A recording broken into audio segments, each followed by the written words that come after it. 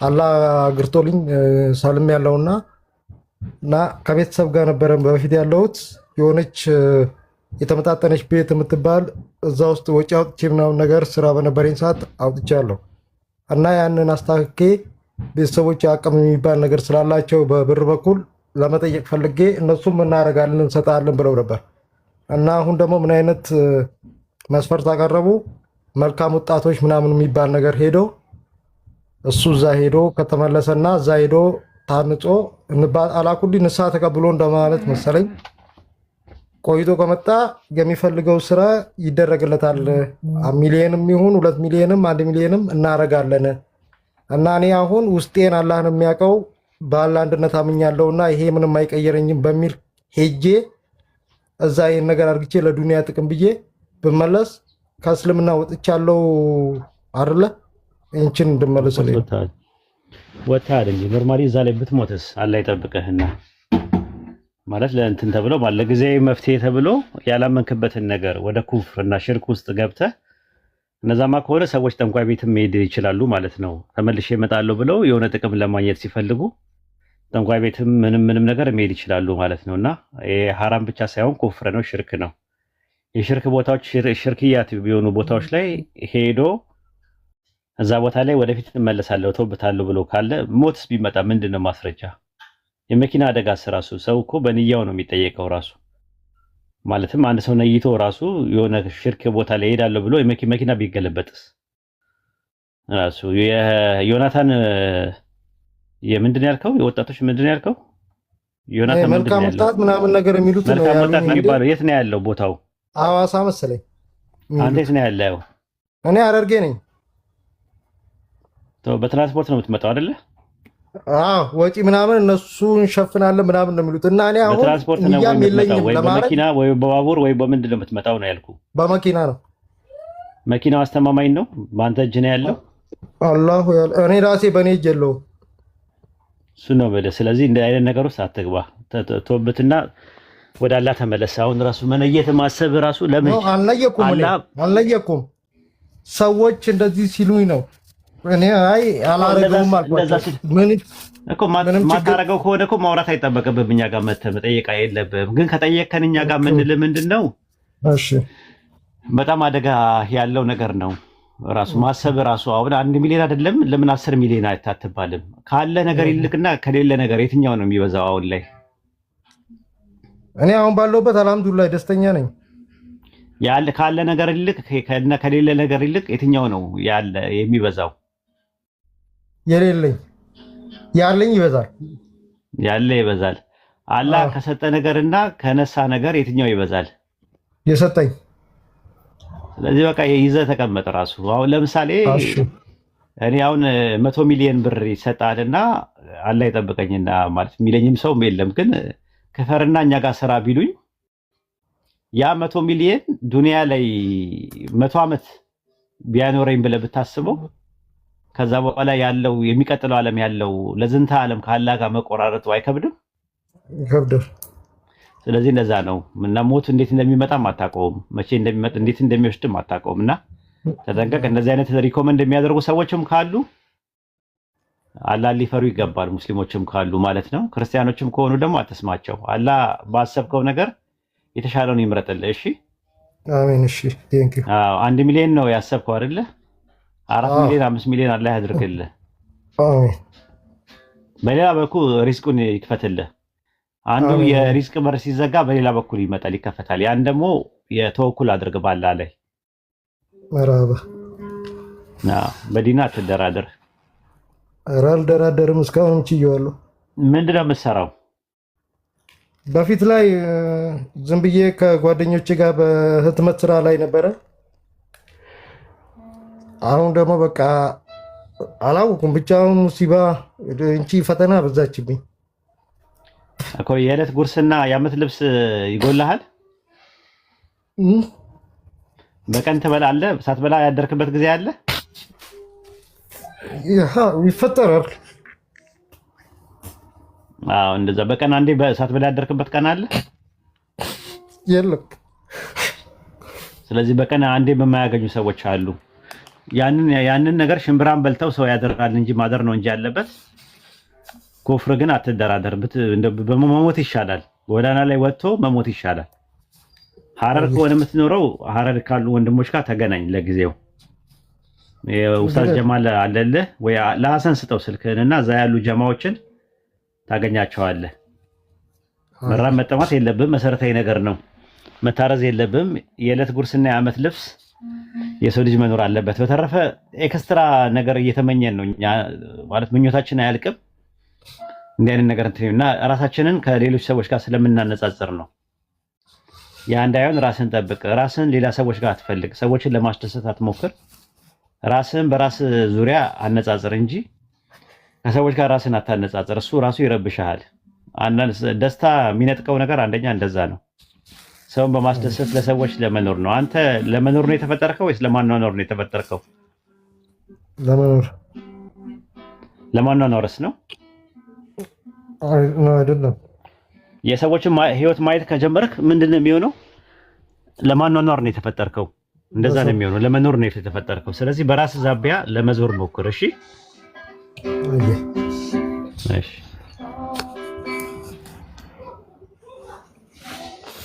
ኡስታዝ ጥያቄ ነበረኝ። ቆይማ እኔ ጠይቃለሁ። ቅድም ነበር ልጠይቅ ያልኩት። እሰማለሁ። አዎ ትሰማለህ ኡስታዝ? ኦኬ፣ ሰግጄ ልምጣና መልስልሻለሁ። ግን ክርስቲያን ካለ አስገቡና አስተናግዱ። እነ ኤቨር ሐሰን እነ ፎከስ አሉ። ክርስቲያኖች ካላችሁ እኔ ጋር መሽቷል። ለወርድ ነው እኔ ኡስታዝ። ጀዛከላሁ ኸይረን ስላየው ደስ ብሎኛል። ኢንሻአላህ እሺ፣ ጀዛከላሁ ኸይረን። እንገናኛለን ኡስታዝ። ወያክ ኡስታዝ። ዘሚካኤል ና ግባ። ኤቨር አለክ? ኤቨር ካለክ ክርስቲያን ላስገባልህ። እሺ ይግቡ። አንድ ቁጥር ጻፉ ክርስቲያኖች፣ አንድ ጊዜ ላስገባችሁ።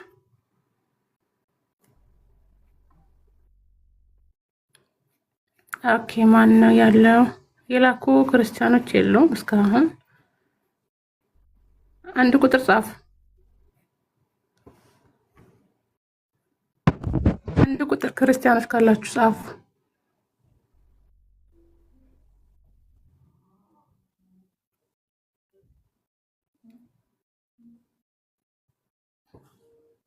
ክርስቲያኖችን ያልኩት ርድዋን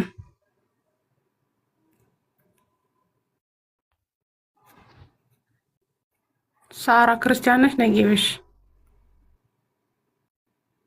ክርስቲያን ነሽ?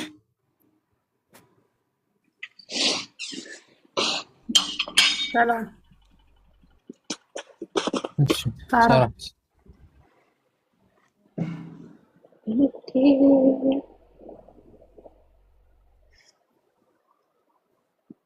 ክርስቲያኖች ብቻ ለጊዜው። እሺ፣ ለምን ቅድም ሙስሊሞችን እያስተናገድን ነበረ። አሁን ክርስቲያኖች ጊዜ ሰዓት የነሱ ነው።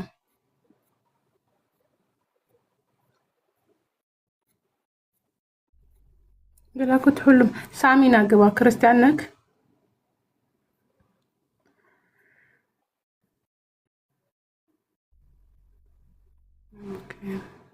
ኡስታዝ ፈውዝ ሆኗል። ማስገባት አይቻልም።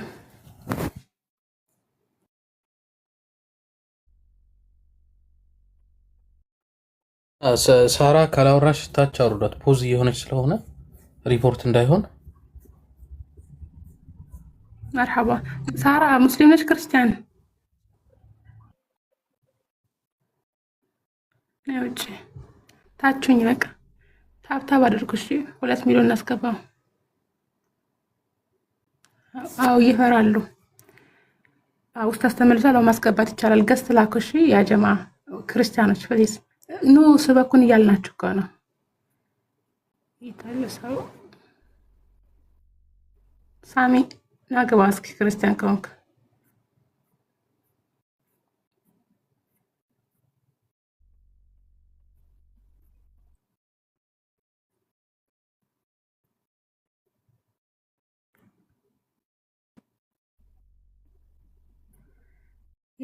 የሉም። የበር ክርስቲያኖች የሉም። አይ ኡስታዝ ቤት እንኳን ብዙ መዳፈር አቁሟል። ችግር የለውም። ምናልባት ኡስታዝ ኢማም አሊ ስላሉ ወይሳቸው ሐሳብ ካላቸው ነሲሃም እሳቸው መቀጠል ይችላሉ። ኡስታዝ አሉ። ሰላም አለይኩም ወራህመቱላህ። ወአለይኩም ሰላም ወራህመቱላህ። ኡስታዝ ይቀጥሉ። እንዴት ናችሁ?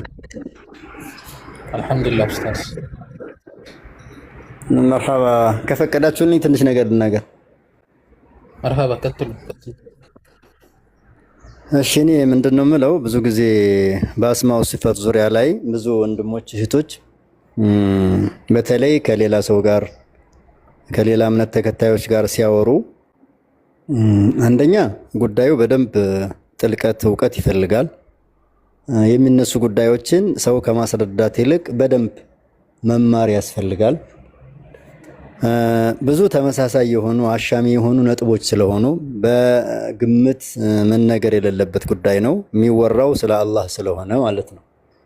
በአላህ ጉዳይ ላይ የተባለውን ስናስቀምጥ ከተለያዩ ማስረዳት በምንችልባቸው ጉዳዮች ቢሆን እንደው ራሱን ያልተረዳው ሰው ራሱ በደንብ ያልገባው ሰው ሌላ ሰው ሲጠይቀው እሱ ራሱ ችግር የሚፈጠርበት በደንብ ሌላ ሰው ማስረዳት የሚችልበት አቅምና ብቃት ላይ ከሌለ በጣም ችግር ይሆናል እና በየቦታው ይደጋገማል። የሚገርማችሁ ነገር የተፈለገው እሱ ባለው እሱ ያለውን ማስቀመጥ ያንንም ደግሞ መረጃ ጠቅሶ መጠቀም አስረጂው አካል ራሱ በደንብ አቅም ኑሮት ጉልበት ኑሮት ኮንፊደንስ ኑሮት ተማምኖ ተደስቶ ምነው መሆን ያለበት።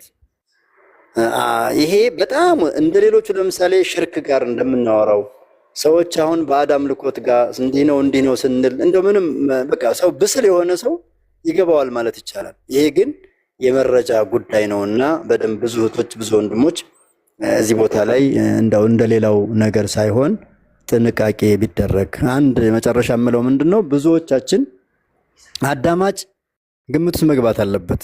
የምናወራው ነገር አዳማጫችን ለምሳሌ በአካል ቁጭ ብለን እየተያየን ቢሆን የምናወራው መተያየት ራሱን የቻለ የሚፈጥረው ተጽዕኖ አለ።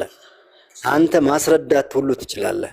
ኪታብ የማያውቅ ሰው ስለ አላህ ሱብሓነሁ ወተዓላ እንዲህ ማለት እኮ እንዲህ ማለት ነው እንዲህ ማለት ነው እያለ ዝም ብሎ የሆነ የራሱ የሆነ ገደብ የሌለው የሚሄድ ሰው አለ። ለምሳሌ አንድ ምሳሌ ልንገራችሁ።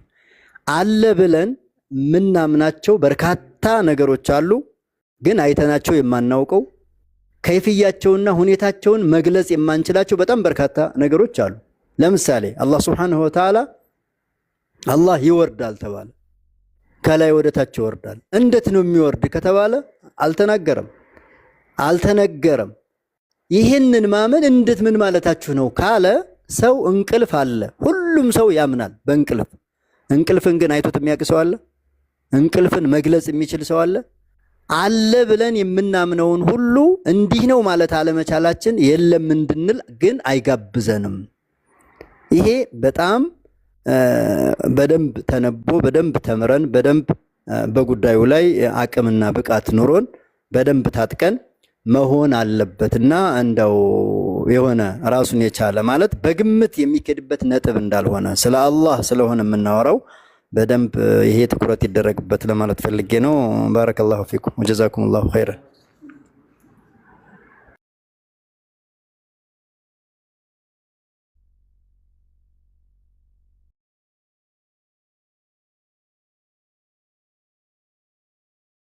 እሺ ኡስታዝ ጀዛኩሙላህ ኸይር። ወገኖች ካላችሁ ግቡ። እሺ ቀጥሉ ወንድሞች እህቶች፣ ሀሳብ ካላችሁ ዛህራ፣ ሌሎቻችሁ።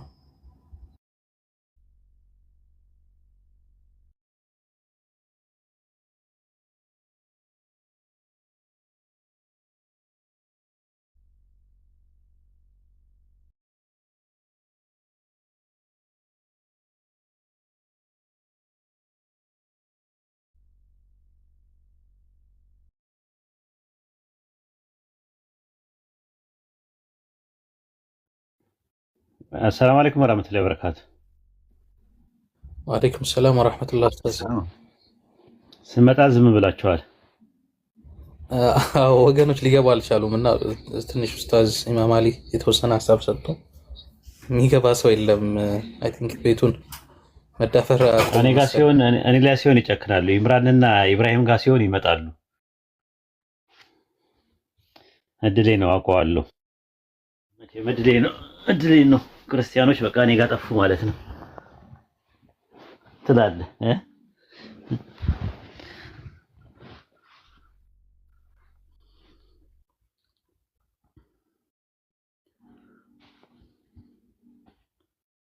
ሱሳይድ ሚሽን ነው ኡስታዝ። እዚህ መግባት ራስን እንደ ማጥፋት ነው የሚቆጠረው። ያው እንማማራለን ከሚለው አንፃር ነው ጥያቄ እንዲጠይቁ ነው። በዛ ላይ ደግሞ ደስ ብሏቸው እንዲሄዱ ነው። እስኪ ካሉ አንዳንድ አሳዩኝ ክርስቲያኖች። ካልሆነ በቃ የራሳችን እንትን እንላለን። እኔም እወጣለሁ ማለት ነው በቃ።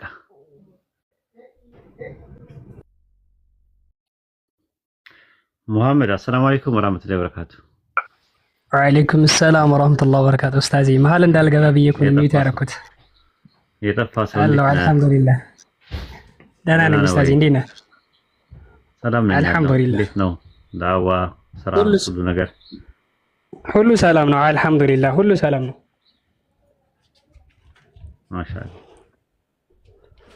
አሪፍ ነው። ስላየነህ ደስ ብሎናል። አትጥፋ ኢንሻአላህ። እሺ አብሽር ኡስታዚ። ቅድም ኡስታዝ ኢማም አሊ ባነሱት ነገር ትንሽ ነገር ልበል ኢንሻአላህ። ሐሳብ ከሌላችሁ መሀል ካልገባው አፍዋን ትችላለህ።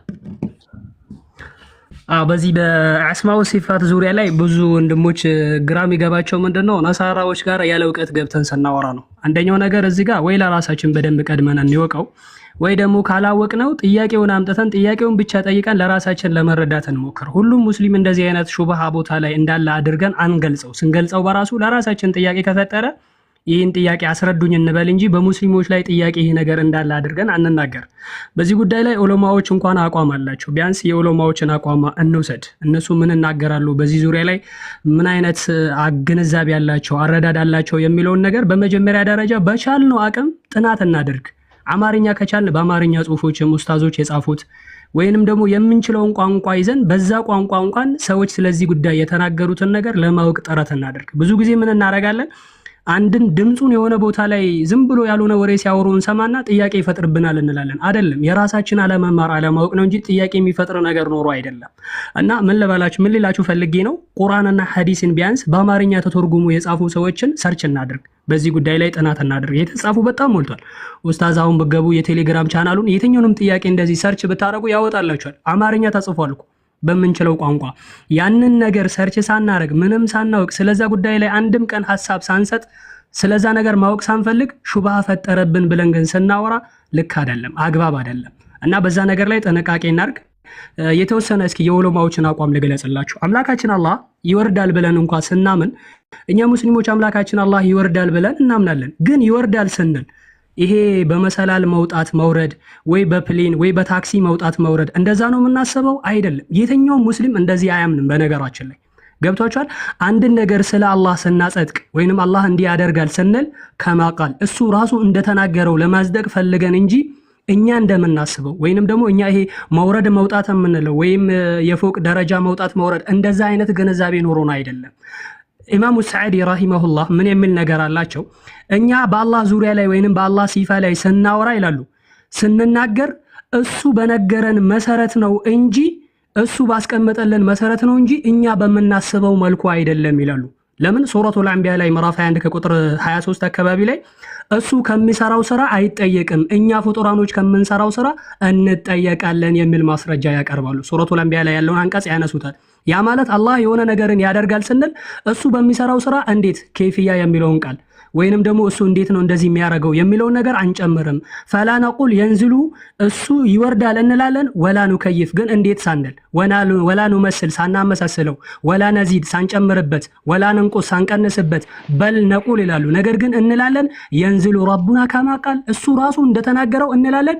እንዴት የሚለውን ነገር ግን አንጨምርበትም፣ አንቀንስበትም፣ ትርጉሙንም አንቀይረውም፣ ወደ ኋላም ወደፊትም አናረገውም፣ ታችም ከፍ ዝቅም አናረገውም። እንዳስቀመጠው ግን እንላለን። ኬፍያውን አናውቀውም ይላሉ ዑለማዎች። በቃ እኔ አንድ ነገር ልንገራችሁ። ሰው እኮ እዚህ ሆኖ በቴሌቪዥን የሆነ ሀገር ፎቶውን ታየዋለህ፣ ድምፁን ተሰማዋለህ።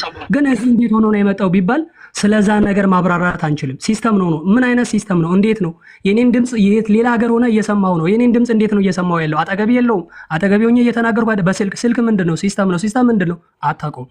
ስለ ፍጡራኖች እንኳን በእንደዚህ አይነት ልክ መረዳት ያልቻልን ሰዎች ስለ አላህ ሲፋ ሹብሃ ፈጠረብን የምንለው ነገር የለም። አምላካችን አላህ ለዚህ ነው አንድ ቃል የሚናገረው ወየስአሉነከ ዐኒ ሩህ ስለሚባለው ነገር በእናንተ ውስጥ ስላለው ነገር ይጠይቁሃል። ቁል ሩህ ሚን አምሪ ረቢ፣ ሩህ የሚባለው ነገር ከጌታ የሆነ ነገር ነው። ወላ ኡቲቱ ሚን ዒልሚን ኢላ ቀሊላ፣ ከእውቀትም ለእናንተ ጥቂትን እንጂ አልተሰጣችሁም በላቸው ነው።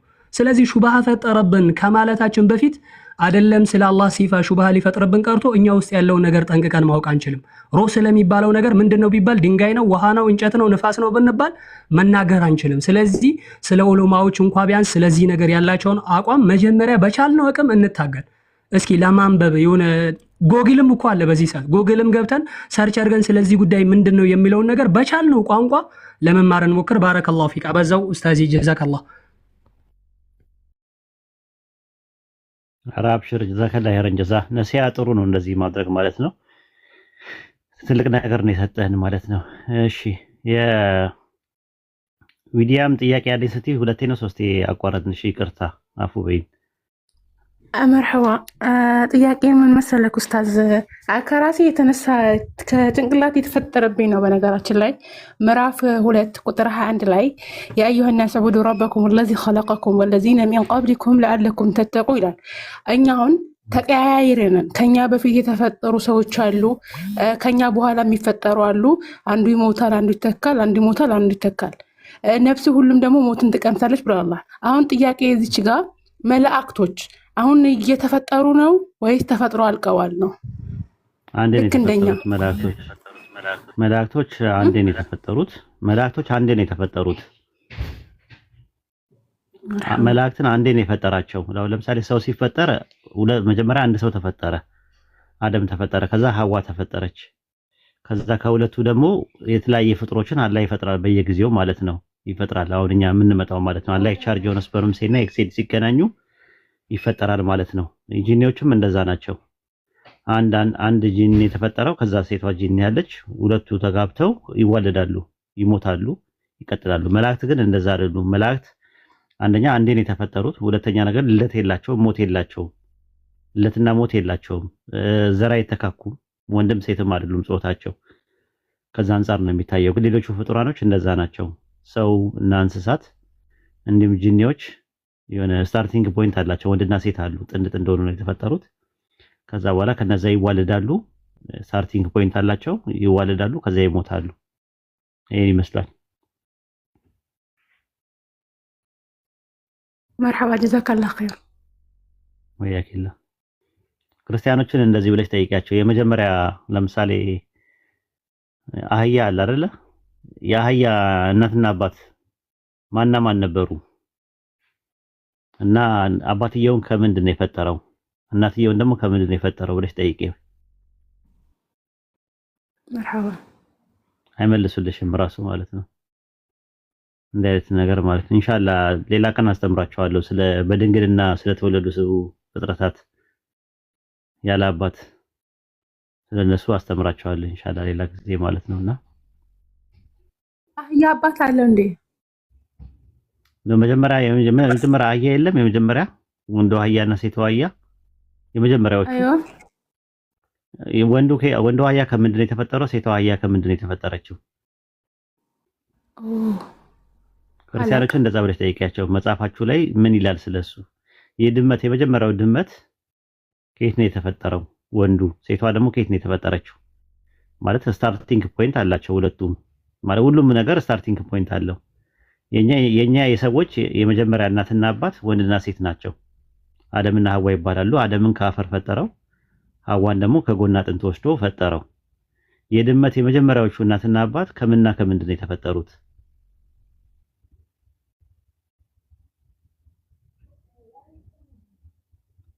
ኦኬ። ሌላው ደግሞ አደም እምብርት አለው? ክርስቲያኖች እንዲህ ብለሽ ጠይቂያቸው። አዳም የመጀመሪያው ሰው አዳም እምብርት አለው ወይስ የለውም? ዊዲያን ምንድነው እምብርት? እምብርት ማለት ምግብ የሚቋጠርበት የለም የትብቱ አምቢሊካል ኮርዱ ወይም ደግሞ ትብት የሚባለው ነገር የሚቋጠርበት ተቋጥሮ ቁጭ የሚልበት አለ አይደለ? አይዋ እሱ አለ ወይስ የለውም? አዳም የለውም። ከሌለውማ ሰው አይደለም ራሱ ምግብ እንትን ማለት አይችልም። ኮዳም ነው የሚሆነው እምብርት ከሌለው። አላውቅም። እምብርት አለው ካሉሽ ደግሞ እምብርት ካለው ደግሞ ትብት ያስፈልጋል። ከእናት ወደ ልጅ ትብቱ ያስፈልጋል የሚቋጠረው። አዳም እንትን የለውም ትብት የለውም። ትብት ከሌለው እንዴት ተቋጥሮ ማን ነው የሚቋጠር? ከሌለው ትብቱ እንዴት ይኖራል? እንዴ አይነት ክርክር ይከራከሩ ነበር ቱርክ ውስጥ። አዳም እምብርት አለው የለውም ምን ይጠቅማል አሁን ይሄ ብለሽ ስትይ ምንም አይጠቅምም። ግን በቃ ይከራከሩ ነበር። ሲከራከሩ እስልምና መጣና ቦታውን ያዘው። አዳም እምብርት አለው የለውም። ደግሞ ግብጽ ውስጥ ደግሞ ምን ይላሉ? ማርያም አይኗ ጥቁር ነው ወይስ ነጭ ነው? ጥቁር ነው። ነጭ ነው። ጥቁር ነው። ነጭ ነው። ሲከራከሩ ያው የዲኑ ኢስላም እዛ ውስጥ መጣና የረሱል ሰለላሁ ዐለይሂ ወሰለም ሪሳላ ሰው ላይ ከ90% ሙስሊም ሆኖ ሲያገኙት ዞር ሲሉ የሉ ተበልተዋል። አሁን እዚያውን ቲክቶክ ላይ የምታየው ማለት ነው። ለዛ ነው በሱረቱ ማይዳ ምዕራፍ 5 ላይ ሲናገር እነዛ እኛ ነሳራን ካሉ ጋር የከበደ ቃል ኪዳን አደረግን፣ ከታዘዙት ፋንታ ተዉ፣ በዚህ ምክንያት በመካከላቸው ጠብና ጥላቻን አደረግን ይላል። እርስ በርሳቸው እንዲባሉ ያለ ቅጣት ነው።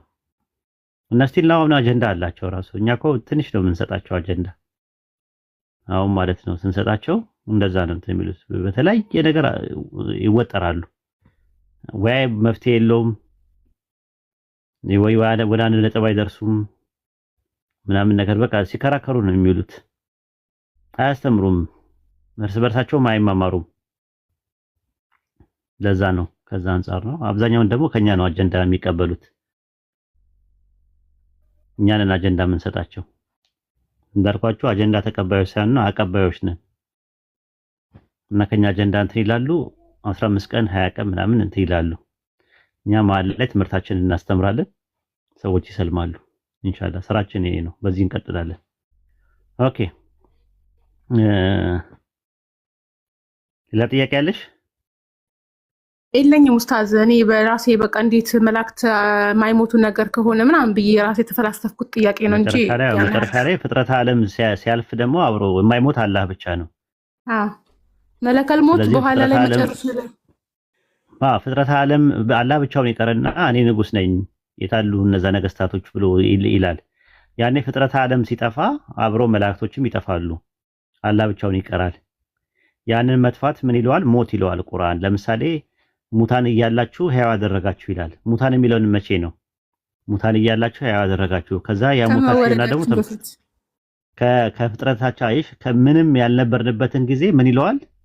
ሙታን የነበራችሁ ምዕራፍ 2 ቁጥር 28 ላይ።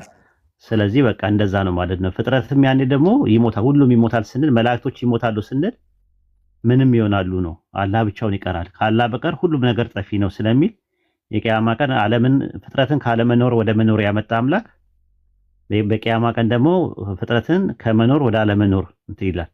ከዛ ከነገና ደግሞ ኩን ፈየኩን ይላል። ኩን ይለዋል፣ ወዲያው ደግሞ ይሆናል። ፍጥረት ዓለም ይመለሳል። ግን ብቻውን አላህ ይቀራል ማለት ያኔ መላእክቶችም አብሮ ይጠፋሉ። ያ ትምህርት ሙታን ሊባሉ ይችላሉ። መላእክቶች ይሞታሉ የሚሉት ዑለማዎች ከዛ አንፃር እንጂ የሆነ ይሞታሉ ሲባል የሆነ አላለ የሆነ ልክ እንደ ውልደት እንደለትና እንደኛ አይነት ሞት አይደለም። ፍጥረት ዓለም በአጠቃላይ ይጠፋል። ግልጽ ነው ኡስታዝ?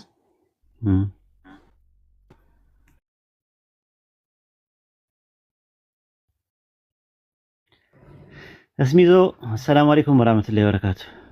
ወአለይኩም ሰላም ወራህመቱላሂ ወበረካቱ። ኡስታዝ እንዴት ነህ? እንዴት ነህ? አልሐምዱሊላህ ሁሉ አማን፣ ሁሉ አማን ነው። ሰላም ነው። ስራ ጥሩ ነው። ሁሉ አማን ነው። አልሐምዱሊላህ። ተሻለህ ኡስታዝ? እንግዲህ በጣም ሰነፍ ደረሰ ነኝ። ኧረ ችግር የለም አፉ በልክ አብሽር። ኧረ ችግር የለውም። እሺ መርሐባ። እኔ እንትኑ ላይ አላህ የንዚሉ ረቡና የሚለው ላይ ኡስታዝ እኔ በጣም የሚገርመኝ ነገር የሐዲሱ ጭብጥን ተትቶ ክርክር የሚነሳው ግን መነሳት የሌለበት ነገር ላይ ነው። የሰው ልጆች እንዳለ በወንጀልና በተለያዩ ሀጃዎች ተዘፍቀው ሳለ ሐዲሱ የሚናገረው እነዚህ በወንጀሎችና በሀጃዎች ተዘፍቀው ያሉ እንትኖች ባሪያዎች አላህን ዱዓ በለመኑት ጊዜ ሙስተጃብ ዱዓቸው ሙስተጃብ የሚሆንበት አጋጣሚ ስለሆነው ጉዳይ ሲወራ ሰዎች ስለ ሐዲሱ ማዕና ላይ ተጠምደው በሀጃዎቻቸውና በወንጀሎቻቸው አላህን ምህረት መጠየቅ ሲገባቸው ነገር ግን አላህ አወራረድ እንዴት ነው በሚል ጭንቅላታቸውን ግራ ሲያጋቡ በጣም ግራ ይገባኛል ብዙ ጊዜ። እና አላህ Subhanahu Wa Ta'ala ይወርዳል ሲባል የሊቁ ቢጀላሊ እሱ በተመቸው መንገድ ይወርዳል። ነገር ግን እኔ ሀጃዎችና በወንጀሎች የተዘፈኩ አንድ ባሪያ ነኝ እና ዱዓዬ በዚህ አሁን እኔን አላህ እንደዚህ አለ በሚል ሐዲስ በአንድ ሐዲስ ላይ ተመርኩዞ እንደዚህ ያለ ስም ለመስጠት የሚሞክር ሌሎች አንጃዎች አሉ። ነገር ግን እነዛ አንጃዎች በራሳቸው ራሳችን በጣም በብዙ ሀጃዎችና ወንጀሎች የተዘፈቅነን እና እነዚህ ወንጀሎቻችንን ኢቭን ደግሞ በጣም የሚገርመው ደግሞ እነዚህ አካላቶች እንደዚህ አይነት አጀንዳ ላይ ሆነው የሚከራከሩ ሰዎች በተኙበት ሰዓት ላይ ቆመው አላህን ዱዓ የሚለምኑ ሳይሆኑ እነሱም ተኝተው በገፍ ላይ የሚተኙ ናቸው። ሁላችንም ተኝተን የምናድርነን አላህን ወንጀል ሰርተን ቀን ሙሉ ስናምፀውለን ሌሊት ላይ ግን ተነስተን አላህን የምንለምን ሳይሆን ጧት ላይም ደግሞ ተነስተን በዚህ አይነት አጀንዳዎች ላይ አላህ እንዴት ነው የሚወርደው የሚል አጀንዳ ይዞ ለማውራት ይሞከራል። ማለት አስቡት ትልቅ አቂዳ የሆነ አንድ ዓሊምን በዚህ ዙሪያ ላይ የሆነ ነገር ከሰጠ ሼህ ኢብኑ ተይሚያ እንደዚህ ለማለት ይሞክራል። ግን ሌሊቱን ቆሞ እኮ አላህን ሲለምን አላደረም። ለወንጀሎቹ እኮ እስትግፋር ቆሞ አልለመነም። ወይም ሀጃ አለኝ ብሎ ለሀጃዎቹ አንድም ቀን ተነስቶ ሀጃን አላህን ሲለምን አላደረም። በዚህ ሐዲስ በየትኛው ማዕና ተመልክቶት ቢሆን ማለት ነው። ነገር ግን እነዚህ አጀንዳዎች ላይ ኢቭን ሹብሃ እንደዚህ ግራ አጋባን የሚሉ አካላቶች ራሱ ይህ ሐዲሱ ማዕናውን ተጠቅመንበታል ወይ ሐዲሱን ማዕናውን ባልተጠቀምንበት ሁኔታ ግን እንዴት ነው የሚለው ላይ ራሳችን ግራ ከምናጋባ የራሳችን ወንጀል እንዴት ነው አላህ ሊምርልን የሚችለው እንዴት ብንለምነው ነው የሚለው አላህ መፍትሄ ያቀርበልን ላይ ቆመው አላህን የሚለምኑት ብሎ አይደል ያለው። ራሳችንን በዚህ አይነት ሁኔታ ውስጥ ራሳችን ከምናጋባ ተነስተን አላህን ብንለምነው በጣም ጥሩ ይመስለኛል። በዚህ ላይ በጣም ሁሌ ግራ ይገባኛል። አዎ ጥሩ ነው የተባለው። ጀዛከላህ ኸይረን ጀዛ ስለሰጠን ነሲያ አይ ቲንክ ሌሊቱን ሙሉ ሲቀሙ ነው የሚያድሩት ቢባል ጥሩ ነው። ራሱ ይሄን ያውቁታል ብለህ ነው ያው በምርቃና እኮ ነው የሚያወሩት እነሱ የሚጠይቁት ማለት ነው። አላህ በቁርአን ውስጥ ሱረቱ በቀራ ምዕራፍ 2 ቁጥር 186 ላይ እንደዛ ነው የሚለው ባሮቼ ከኔ በጠየቁ ጊዜ እኔ ቅርብ ነኝ ነው የሚለው። የለማኝን ጸሎት በለመነኝ ጊዜ እቀበለዋለሁ እያለ ይናገራል።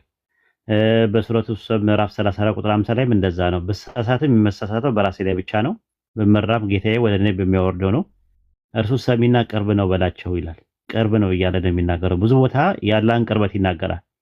ረሱል ሰለላሁ ዐለይሂ ወሰለም በሐዲስ ላይ ጌታ ወደ ባሪያው በሌሊት መገበረጃ ቀራቢ ነው፣ ስለዚህ ከዚያ ሰዓትም አላህን ከሚዘክሩት ከሆንክ ያኔ ሁን ብለዋል። ጃሚዓ ተርሚዚ ላይ ተዘግቧል። በኢማም ሙስሊም ላይ ደግሞ የተቀረበው እንደዛ ነው። ከፍ ያለ የላቀ ጌታችን የሌሊቱ መገበረጃ ሲቀር ወደ ቅርቢቱ ሰማይ ይወርድና ከዚያ ማን ነው የሚለምነኝ እኔም የምቀበለው፣ ማን ነው የሚጠይቀኝ እኔም የምሰጠው፣ ማን ነው ይቅርታ የሚለኝ እኔም ይቅር የምለው ይላል ብለው ተነግረዋል። ስለዚህ እዚህ ጋር እንትን ነው አቅረብ በሚል መጥቷል። አቅረብ የሚለው ቃል ቀራቢ ማለት ነው። ቀራቢ ሆኖ የንዚሉ የሚለው አቅረብ በሚል መጥቷል ማለት ነው። ስለዚህ የኛውን ከተቀበልክ በቀላሉ ከተቀበልክ ያኛውንም መቀበል ብዙ የሚያዳግት ነገር አይደለም ማለት ነው። አላህ በማንነቱ ይወርዳል የሚለውን ለመቀበል ምንም የሚያዳግት ነገር የለም። በምንነቱ ከአርሽ በላይ ነው ብሎ በማንነቱ ይወርዳል ብሎ ለመቀበል አወራረዱ ግን ከይፍያው አልተገለጸም። ለእርሱ ለእልቅናው በሚገባው መልኩ ይወርዳል ብሎ መቀበል ያን ያህል ችግር ያለው አይመስለኝም። ብዙ አጀንዳዎች ያሉ ብዙ ቶፒኮች ስላሉ ማለት ነው። አንዱ ብለዋል እኮ ሙስሊም ነው እና መቶ ኤቲስት ነው መቶ ጠየቀው አንዴ ዩኑስ አለይሂ ሰላም የሚባለው ባሳነባሪ ሆድ ውስጥ ነበረ የሚል ነገር ቁርአን ላይ ሱረቱል አንቢያ ምዕራፍ 21 ቁጥር 87 ላይ አየው አለ። አዎ አለው። ከዛ በኋላ እንዴት ይሆናል እንደዛ ማለት ብሪዚንግ ሲስተም አለ አየር ጠጣለ እንዴት ምናምን ነገር አይ ታምር ነው አለው። ማለት ምናምን ነገር ሲለው እንዴት ሊሆን ይችላል ሲል እንግዲህ አላህ ነው የነገረኝ እኔ እንዳንተ ሳይንቲፊካሊ ምንም ዕውቀቱ የለኝም ግን በቃ የቂኑ አለኝ እኔ ጋር አለው።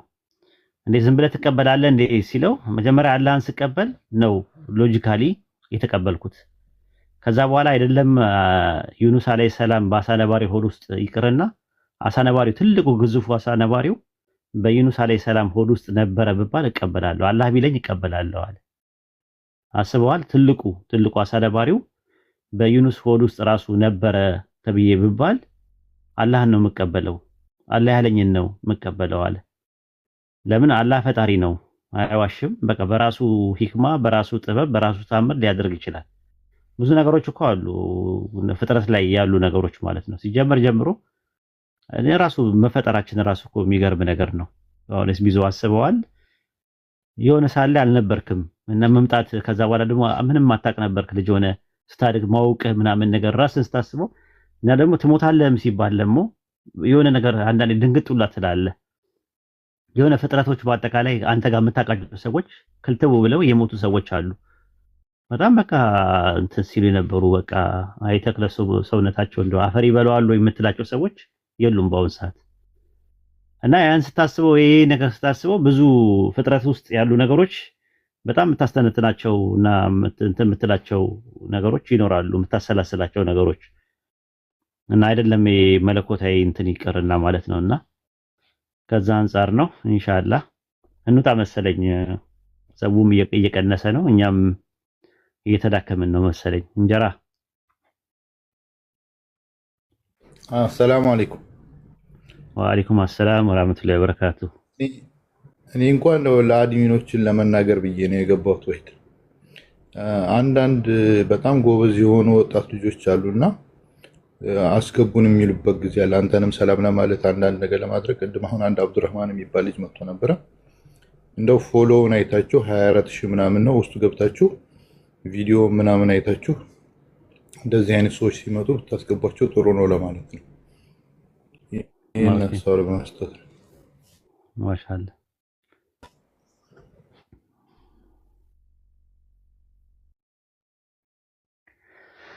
ኦኬ ጥሩ መርሐባ ኡስታዝ። እንጀራ እዚህ ቲክቶክ ላይ ለመጀመሪያ ህልም ፈቺ ነበር ኡስታዝ ታውቃለህ?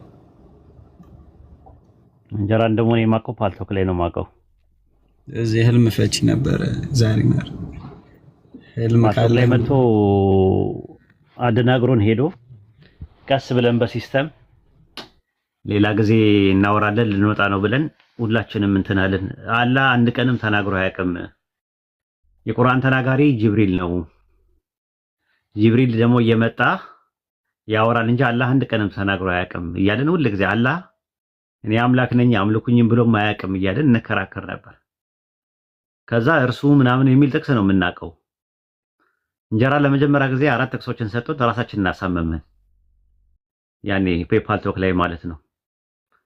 እና 4ቱን ጥቅሶች አሁን ስቲል ነው ውስጤ ታትመው ቁጭ ብለዋል። እና አንደኛ የመጀመሪያ ሰጠን ሱረቱ አንቢያ ምዕራፍ 21 ቁጥር 15፣ ሱረቱ አንከቡት ምዕራፍ 29 ቁጥር 56፣ ሱረቱ አንቢያ ምዕራፍ 21 ቁጥር 90 እና 91 አካባቢ ላይ ያለው እኔ ጌታችሁ ነኝና አምልኩኝ የሚለውን እኔ አላህ ከኔ በቀር ሌላ አምላክ የለምና አምልኩኝ የሚለውን ጥቅስ ሰውነቴ ሾክድ ነው ያደረገው ታውቃላችሁ። ከዛ ምን እናደርግ ምናምን ሲባል እንትና ለማለት ነው በጥያቄ እናፋጣው ተባለ ያኔ ማለት ነው። በጥያቄ እናፋጣው በጥያቄ ማፋጠጥ ነው።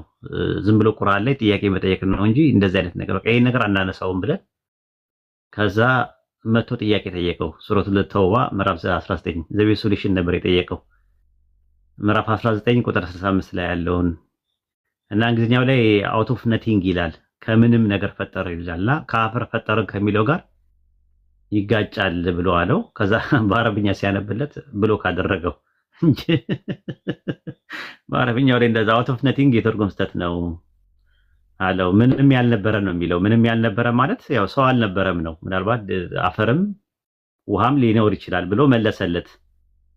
ከዛ ልክ ሲመለስለት በብሎክ አጠናገረው ማለት ነው። እና የሚቀጥለው ቀን ደግሞ መጣ። ይሄ ልጅ አይተውንም እንዲህ አለን።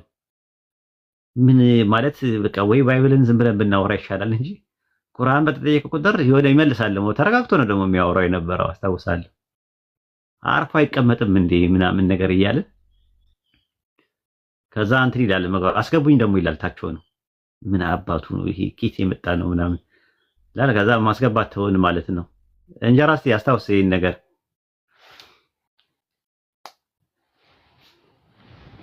የለም መሰለኝ። እንጀራ አለ ስራ ላይ ነው መሰለኝ። ከባድ ሚዛን ነው። ኧረ እንደዚህ ቲክቶክ ላይ ራሱ እነሱ አሁን ነው የፈዘዘው እኮ እኔ ንጽጽር እነሱ ሲሰሩ ነበር ማያቸው ቲክቶክ ላይ መጀመሪያ። ከዛ የሆነ ሰዓት ላይ ሙድ ሲይዝ ህልም መፍታት ጀምሮ አሁን ድረስ ትዝ ይለኛል። ህልም ሳይ ኢብኑ ሰሪን ብዬ ሰርች ማድረግ ጀምሬያለሁ። ኢብኑ ሰሪን ኪታብ ብሎ ገልጥ ይፈታልን። እንጀራ አለ ጥያቄ የሚለው አሉ ኡስታዝ። እንጀራ አለ የለም አይዲ ስራ ላይ ይሆናል ወይ የነዳ ይሆናል። ዋና ደውታል አድሚኖች። እኔ አፉ በለኝ እኔ አሁን ነው የገባሁት። ይነግራቸዋል። ሌላ ቀን አስታውሱኝ የነበረውን ነገር ማለት ነው። ይነግራቸዋል ማለት ነው። ጥያቄ ያላችሁ ሰዎች አላችሁ? አለ ጥያቄ ያለው ሰው ብዙ አለ። ኦኬ ሮዚ አሰላሙ አለይኩም ጠይቂ። ወአለይኩም ሰላም። እንዴት ነው ኡስታዝ? እንዴት ናችሁ ጀማ? ሰላም ነን አለን አልሐምዱሊላህ። እኔ ጥያቄ ሱረቱ ጂን ከ172 ከ1 እስከ 2 ያለው ያ ቀውመና እና ሰሚዕና ኪታበን ኡንዚለ ሚን ባዕድ ሙሳ ሲሉ ጂኖች ይሞታሉ ስትል ነበርና ቅድም ከሙሳና ከነቢያችን መሐመድ ድረስ ባለው ዘመን ውስጥ እንዴት ነበሩ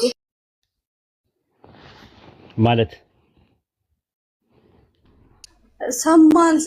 ሰማን ሲሉ ቁርአንን ሰማን ሲሉ ልክ እንደ ሙሳ እንደ ተውራት ያለ ሰማን ሲሉ አልሞቱም ወይስ ያን ነው የተበረዘው ነው ሰሙ ነበር? ከተውራት በኋላ የመጣውን ነው የሚሉት እኮ ከተውራት በኋላ የመጣውን ከእርሱ በኋላ የመጣውን ከተውራት በኋላ የመጣውን ነው የሚለው። ከተውራት በኋላ ስለመምጣቱን ነው የተናገሩት። ያውቀቱ አላቸው እኮ ያውቃሉ አይደል እንዴ? እርስ በርስ ስለ አደም የነበረውን ታሪክ አንቺ እንደምታውቂው ሁሉ እነሱ እኮ የራሳቸው እኮ መልእክተኛም አላቸው አይደለ? መልእክተኛ አላቸው። ከዛ ከመልእክተኛቸው አንፃር ያውቃሉ ራሱ ማለት ነው። እንትን ላይ ሱረቱል አህቃፍ ምዕራፍ 46 ቁጥር 29 ላይ በተመለከተው ከጂኒ የሆኑ ጭፍሮች ቁርአንን የሚያዳምጡ ሲሆኑ ወደ አንተ ባዘሩን ጊዜ አስታውስ ይላል። አዳመጡ። በጨረሱ ጊዜም ወይም በተጣዱም ጊዜ ዝም ብላችሁ አዳምጡ ተባባሉ። በተጨረሰ ጊዜ ግን አስጠንቃቂዎች ሆነው ወደ የህዝቦቻቸው ተመለሱ፣ ሲሰሙ ማለት ነው። አሉም ህዝቦች ሆይ እኛ ከሙሳ በኋላ የተወረደውን መጽሐፍ በፊቱ ያለውን መጽሐፍ የሚያረጋግጥ ወደ እውነተኛ ወደ ቀጥተኛ መንገድ የሚመራ ሲሆን ሰማን አሉ። ስለ ቁርአን ሲናገሩ ወገኖች ሆይ የአላህን ጠሪ ተቀበሉ፣ በእርሱ መኑ ብለው አላህ ከኃጢአቶቻችሁ ለእናንተ ይምራልና ከሰማሚ ቅጣት ያድናችኋልና ብለው ማስተማር ጀመሩ። የአላህ ጠሪ ተቀበሉ የተባሉት ማን ናቸው? ሮዚ መልእክተኞች። የአላህን ጠሪ ተቀበሉ የተባሉት ቁርአንን የሰሙበት የአላህ ጠሪ ጂኖች አይደል? የአላህ ጠሪ የተባለው ማን ነው? ነቢያችን መሐመድ። አዎ ከዛ አንፃር ነው እንደዛ ያሉት እንጂ ጂኒዎች ይዋለዳሉ፣ ይሞታሉ፣ ያገባሉ፣ ይጋባሉ። ይሄን ይመስላል። ኢንሻአላህ ኦኬ ተዛከላ። ሁለተኛ ደግሞ ሱረቱን ኒሳ 79 ላይ አላህ Subhanahu Wa Ta'ala ችግርንም አያመጣም ራሳችሁ በሰራችሁበት ቢሆን እንጂ የሚለው ሐሳቡን በደንብ እንትን አላልኩትም እርስቸው ነውና በአኼራም ነው ወይስ በአዱንያም ያሉ ችግሮችን ነው ራሳችሁ በሰራ ነው? ሁለት አይነት ኢቭል አለ አይደለ? ራሳችን ሞራል ኢቭል እና ናቹራል ኢቭል የሚባል ነገር አለ። ስለሱ ነው የሚያወራው። ሞራል ኢቭል እና ናቹራል ኢቭል የሚባል ነገር አለ እና ሞራል ኢቭል የሚባለው ነገር ከራሳችሁ ነው የሚለው 79 ላይ ማለት ነው። እንትን ላይ ከደግ ነገር የሚያገኝ ካላህ ነው፣ ከመከራ ከሙሲባ የሚደርስብህ ከራስ ነው፣ ለሰዎች ሁሉ መልእክተኛ አድርገን የሚለውን ከመናገሩ በፊት ከተላይ ነው የሚለው። የትም ስፍራ ብትሆኑ በጠነከሩ ህንፃዎች ውስጥ ብትሆኑ እንኳን ሞት ያገኛቸዋል። ስለ ሞት ነው የሚያወራው። ደግ ነገር ብታገኛችሁ ይህ ካላህ ዘንድ ናት ይላሉ። መከራ ይሄ የሞት ሙሲባ ሲመጣ ብታገኛቸው ይቺ ካንተ ዘንድ ነው ይላሉ። ግን ሁሉም ማለትም ሞትም ህይወትም ካላህ ዘንድ ነው በላቸው ይላል። ይሄ የትኛው እንትን ነው? ናቹራል የሆነው ማለት ነው፣ በተፈጥሮ ላይ የተቀመጠው በአንጻራዊ ደረጃ ለኛ መጥፎ ብለን የምናስበው ማለት ነው። 79 ላይ ግን ከደግ ነገር የሚያገኝ ካላህ ነው የሚለው ስለ ሞራል ኢቭል ነው። ከመከራ የሚደርስብህ ደግሞ ከራስ ነው የሚላል እና ይሄ መጥፎ ነገር የሚያገኝ ከራስ ነው ሲባል ሞራል ኢቭል የሚባል አለ። እኛን የሚያስጠይቀን አላህ የቂያማ ቀን የሚጠይቀን ከሆነ እሱ ከራሳችን የመነጨው ነው፣ በራሳችን ነው የምንጠየቀው ነው። የቀደሙ ግን 79 ላይ ያለው 78 ላይ ያለው ግን ከአንቺ ቁጥጥር ውጪ የሆነ ሙሲባ በላይ የሆነ ከአንቺ ቁጥጥር ውጪ አንቺ መቆጣጠር ማቺው ነገር ሆኖ ለአንቺ መጥፎ የሚመስል ግን አላህ ዘንድ ደግሞ መጥፎ ያልሆነ በአንጻራዊ ደረጃ የተቀመጡ ነገሮች ናቸው። ለምሳሌ እባብ አለ አይደል? እባብ አለ አይደል? ይናደፋል አይደል? መርዙ ለሕክምና ይውላል። አይተሽ ከሆነ የፋርማሲ ምልክትና የዓለም የጤና ድርጅት ምልክቱ የእባብ መርዝ ነው። አይተሽ ከሆነ የእባብ መርዝ ፕሮቲን ነው፣ በራሱ መጥፎ ነገር አይደለም። ነገር ግን የሚከላከልበት ነው መርዙ ማለት ነው። እንደውም ያ እንደ መርዝ ነገር የሆነው ለመድኃኒትነት እንጠቀምበታለን። የእባብ መርዝ መጥፎ ነው የሚለው አንጻራዊ ነው ለኛ፣ እኛን ስለሚነድፈን ነው፣ እኛ ጋር እንትን ስለማይል ነው። እና ከዛ አንጻር ይው ማለት ነው። ኦኬ እኔ ይሄንን ከምን አንጻር እንዳየሁት ደግሞ ችግሮች ሲደርሱብን ለኸይር ነው እንላለን እና አላህ የተሻለውን በዚያ ሊተካ ይችላል ከሚለው አንጻር ይችላል። እሱም አንድ ነገር ሆኖ ግን ሞራል ኢቭል እና ናቹራል ኢቭል ነው ይሄኛው ማለት ነው። ያው አላህ መጥፎ ነገር እኮ አልፈጠረም አይደለ? አላህ መጥፎ ነገር አልፈጠረም። በፍጥረት ውስጥ የፈጠራቸው በአጠቃላይ መልካም ነገሮች ናቸው። መልካም ነገሮች ናቸው። ግን መጥፎ ነገር የሚባለው ከሁለት ነገር አንጻር ነው። አንደኛ የመልካም ነገር አለመኖር ነው መጥፎ ነገር። ልክ ብርሃን ሳይኖር ሲቀር ጨለማ የሚባል ነገር ይፈጠራል። እንደገና ደግሞ ድህነት የሚባለው የሀብት አለመኖር ነው፣ ባዶነት ማለት ነው፣ አብሰንስ ነው። ከዜሮ በታች ያሉት ኢምፒቲ ሴት ናቸው፣ ኔጌቲቭ ይባላሉ አይደል? ኔጌቲቭ 1 ኔጌቲቭ 2 ይባላሉ። ስለዚህ ኔጌቲቭ የፖዚቲቭ አለመኖር ነው፣ ጥላቻ የፍቅር አለመኖር ነው፣ ክፋት የደግነት አለመኖር ነው፣ ትዕቢት የትህትና አለመኖር ነው። ሌሎችም ነገሮች እንደዚሁ እንትን ናቸው። ክፋት፣ ጥላቻ፣ ትዕቢት፣ ስስት፣ ጭካኔ የመሳሰሉት የመልካም የፍቅር የትህትና የደግነት የርህራሄ የመሳሰሉት አለመኖር ነው። ድህነት በራሱ የተፈጠረ ነገር ሳይሆን የሀብት አለመኖር ነው። ጨለማም የብርሃን አለመኖር ነው። ኸለቀ የሚለው በአረብኛው ቃል 4 ትርጉም አለው። አንደኛ ካለመኖር ወደ መኖር አመጣ ነው። ሁለተኛ ደግሞ ጃአለ በሚል ይመጣል። የተለያየ አራት ትርጉም አለ። ስለዚህ ጃአለ ነው፣ ጨለማን ፈጠረ አላህ ሲባል አደረገ ማለት ነው። የብርሃን ተቃራኒ ነው። ለዛ ነው በሱረቱል ሰጅዳ ምዕራፍ 32 ቁጥር 7 ላይ ያ የፈጠረው ነገር ሁሉ መልካም ነው ይላል። አህሰን ተብሏል። መልካም፣ ውብ፣ እንከን አልባ፣ ጉድፍ አልባ፣ ጸጽ አልባ ሆኖ ነው እና በዛቱ ክፉ የሆነ ነገር የለም። ክፉ የሆነ ነገር ኒስቢ ነው ብለው ነው የሚያስቀምጡት። አንጻራዊ ነው፣ ሪላቲቭ ነው። እና እንዳልኩሽ ነው የእባብ መርዝ፣ የአሳማ ስጋ፣ የወይን ፍሬ ለጥሩ ነገር ሊውሉ ይችላሉ። ጉዳታቸውም አንጻራዊ ነው እና መልካም ነገር ደግሞ ሙጥለቅ ነው። ረሱል ሰለላሁ ዐለይሂ ወሰለም በሐዲስ ላይ ሲነግሩን አላህ በሁሉ ነገር ላይ መልካም ነገርን ጻፈ ብለዋል። ኢህሳን የሚባለው ነገር ማለት ነው። ስለዚህ ኢህሳን አንጻራዊ ሳይሆን ፍጹማዊ አድርጎ ነው፣ ሙጥለቅ አድርጎ ነው ያስቀመጠው ማለት ነው።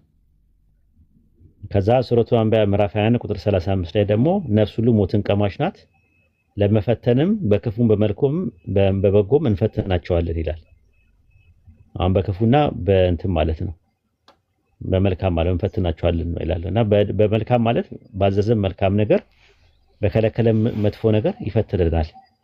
ሱረቱ ሙልክ ምዕራፍ 67 ቁጥር 2 ላይም የትኛችሁ ስራችሁ ያማረ እንዲሆን መሆኑን ሊፈትናችሁ ሞትና ህይወትን የፈጠረ ነው ይላል።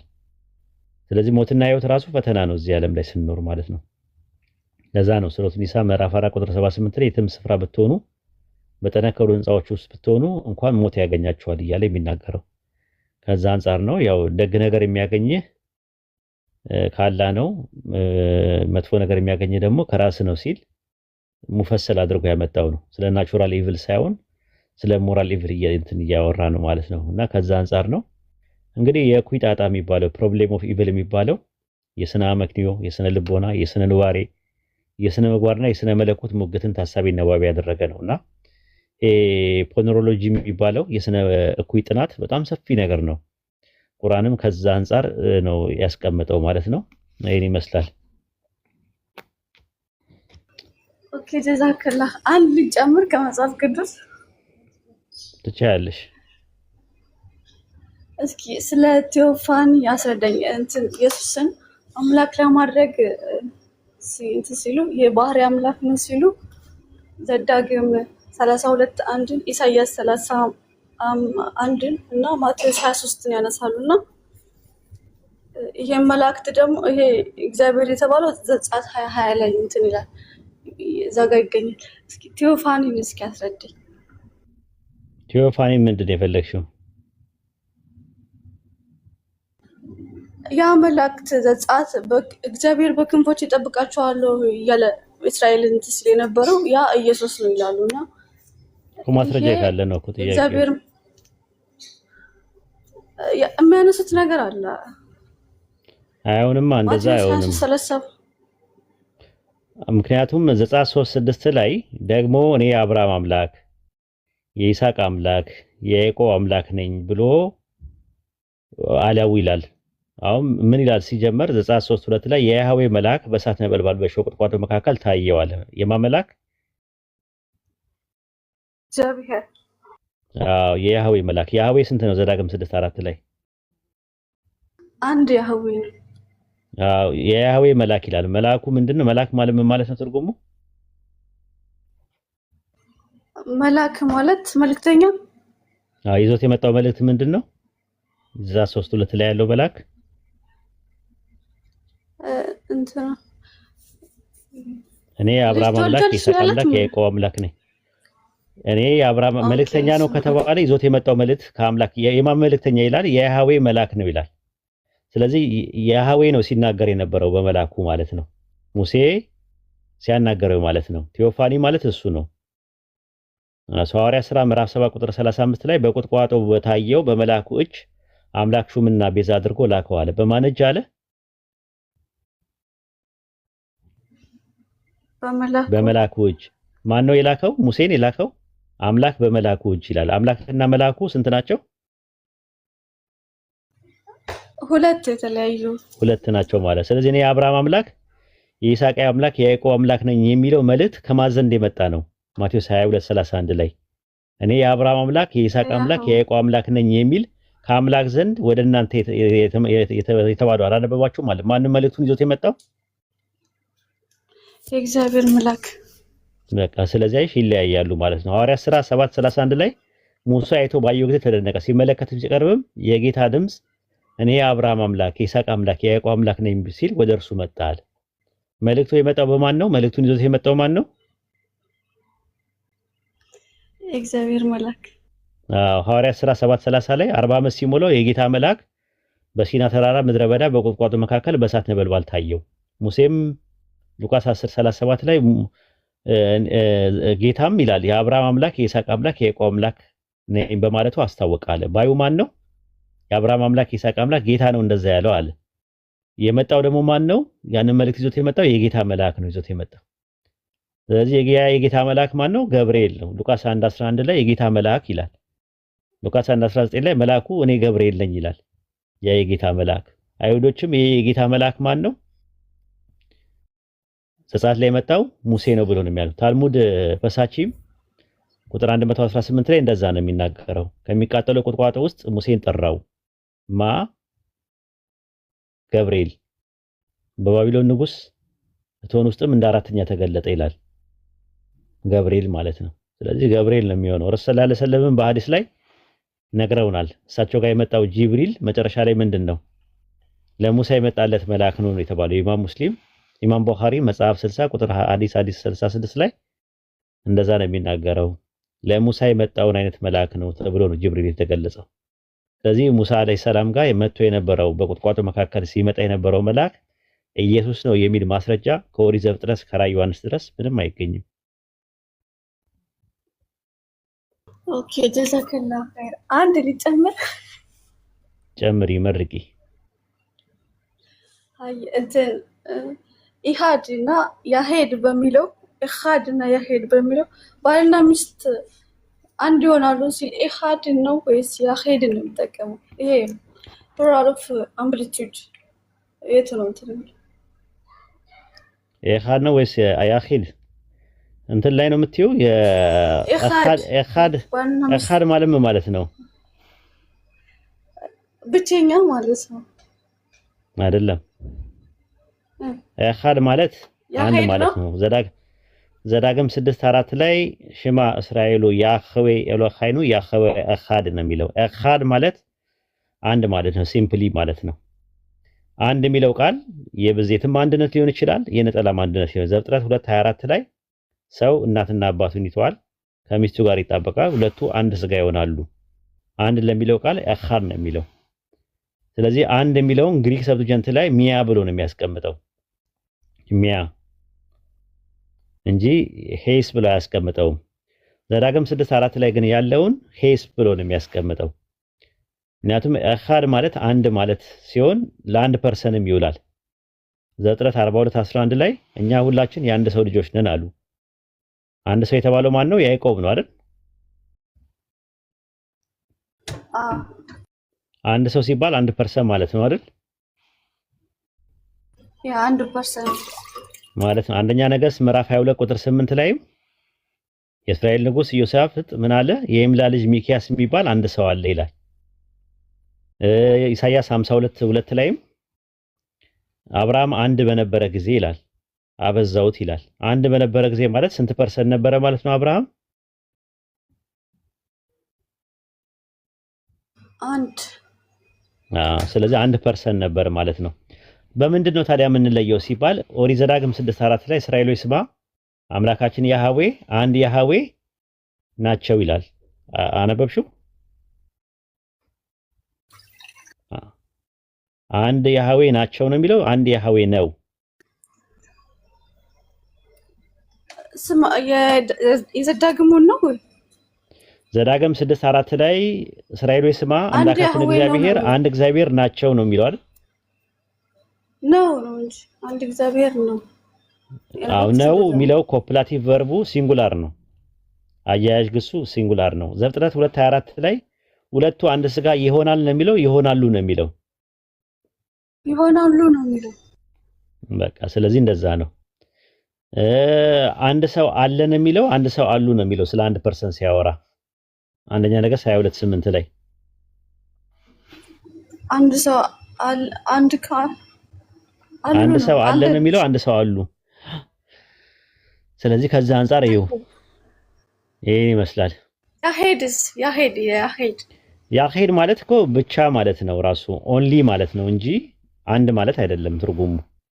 ያሄድ ማለት ዘፍጥረት 22:1 ላይ ኦንሊ ቢጎትን ሰን ይለዋል። ያሄድ ማለት አንድ ማለት ነው። ዕብራውያን 11:18 ላይም ሞኖስ የሚለውን የግሪክኛውን ቃል የሚተረጉም ነው። ሞኖስ አንደኛ ነገሥት ምዕራፍ 19 ቁጥር 10 ላይ እኔ ብቻዬን ቀርቻለሁ ሲል የሚጠቀመው ባድ የሚል ቃል ነው። ኦኬ ጀዛኩሙላህ ኸይር አላህ ይጠብቅ። እንደዛ ነው። ፈጣሪ ደግሞ ባድ የሚለውን ቃል ይጠቀማል። ዘዳግም 32:39 ላይ እና ኢሳይያስ 44:24 ላይ ከማጠን የሰራ የሚበዝህ አይደለም። ኢሳይያስ 44:24 ላይ ሁሉን የፈጠርኩኝ ሰማያትን ለብቻዬ ዘረጋው ይላል። ለብቻዬ ለሚለው ቃል የተገባው ቃል ባድ ነው። ባድ ልክ እንደ እንትን ማለት እኔ ብቻዬን ቀርቻለሁ ሲል ምን ማለቱ ነው? አንደኛ ነገሥት 19:10 ላይ ኤልያስ እኔ ብቻዬን ቀርቻለሁ ሲል ብቻ የሚለው ቃል ፐርሰንን ነው የሚያመለክተው አይደል? ኢሳይያስ 44:24 ላይም ፐርሰንን ለሚያመለክተው ማለት ነው። እኔ ይላል እኔ ለብቻዬ ፈጥሬያለሁ ከኔ ጋር ማን ነበር እያለ ይናገራል። እሱን ነገር ከጣዖታት አንጻር ነው የሚሉት። የዛኔ ጣዖታት ነበሩ ማለት ነው። ኖ አሁን ጥያቄ የሚነሳው ሁለት ነገር ነው። ከጣዖታት ነበረ ሲሉሽ እሺ ትያቸዋለሽ። አንደኛ ጣዖታት ምንነት ናቸው ወይስ ማንነት ናቸው? ጣዖታት ምንነት ናቸው? ማንነት አላቸው? እኔ እስካላሉ ድረስ ያላቸው። ስለዚህ ከኔ ጋር ማን ነበረ ነው የሚለው? ምን ነበረ ነው የሚለው? ማን ነበር ነው። ማን ነበር ነው የሚለው። ሁለተኛ ነገር ደግሞ ፈጣሪ አንድ የሆነው ከጣዖታቶቹ አንፃር ነው አይደለ? መሰለኝ ከምንም አማልክት ቢኖሩ አይደለም የሚለው በሰማይ በምድር። ኦኬ። ስለዚህ አንድ የተባለው ከጣዖታቶቹ አንፃር ከሆነ ፍጥረትን ከመፈጠሩ በፊት ጣዖታቶቹ የሉም እና ያኔ ስንት ነበር? ብቻውን ነበር እኮ። ስንት ነበር ነው ጥያቄው? አንድ ነው። ምን አንድ የሚሆነው እንደነሱ አንድ የሚባለው ከጣዖት ጋር እየተነጻጸረ ነው ብሎ ከተባለ ፕሮፐርቲ በራሱ የሚቆጠር ነገር አይደለም። ባህሪ አይቆጠርም። ኤሰንስ የሚቆጠር አይደለም። ምንነት እኮ የሚቆጠር አይደለም። ምንነት የሚቆጠረው ከሌላ ምንነት ጋር ሲኖር ነው። ገባሽ?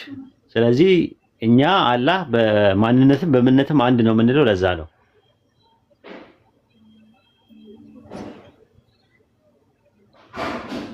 ግልጽ ነው? እሺ ኦኬ ተዛኩልህ። አዎ እንትኑ የሚያውጠነጥነው ትንሽ እንትን ነው። እንትኑ ትንሽ እንትን ነው። ምንድነው እንትን ነው።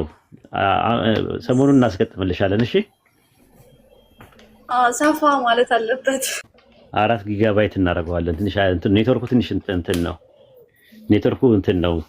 ትንሽ ቀርፈፍ ይላል ያንቺ እና 2 ጊጋባይት ምናምን መሰለኝ እየተጠቀምሽ ያለሽው። አዲስ ስለሆነ ነው ኡስታዝ። አዎ አይ አንቺን ነው እኮ የምልሽ እኮ ኔትወርክ እንገጥማለን። ሶፍትዌሮች ሁሉ አሉን እኛ። ቴሌግራም ላይ ገባ ገባ ብለሽ ጫኝው። አየሽ